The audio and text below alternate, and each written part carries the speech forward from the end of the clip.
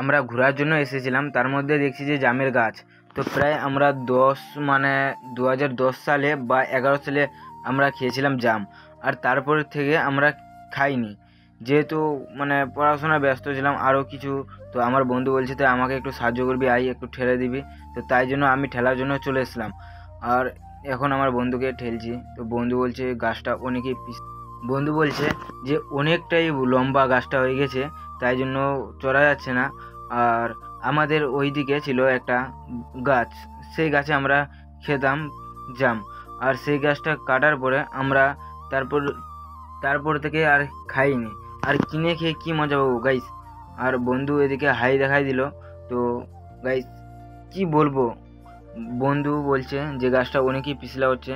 তো আমি বলছি স্লিপ তো হবেই, যেহেতু বৃষ্টি পড়েছে। তো বন্ধু বলছে না না, বৃষ্টির কারণে নেই, তো এইরকমই পিছলা গাছটা। তো এই বললাম যে ঠিকই তাহলে হতে পারে।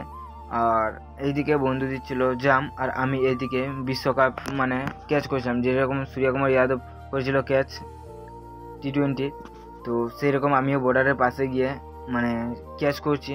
তো এটা ক্যাচ করেছিল ইন্ডিয়ার জন্য, আমাদের 140,40,00,000 জন্য মানুষের জন্য। আর আমরা করছি 3 জনের জন্য ক্যাচ করছি, 3 জন আমরা খাবো তাই জন্য।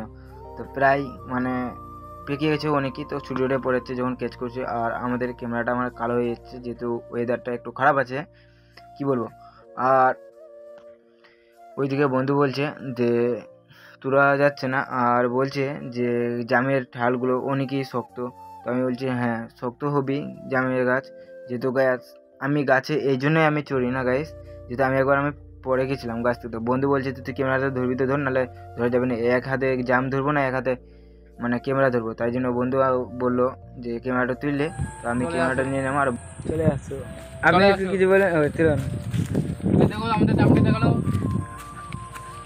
দেখো কতটা জাম পারলাম গাইস, অনেকগুলো নেই, অনেকগুলো। এখান থেকেই আমাদের স্টপ ভিডিও।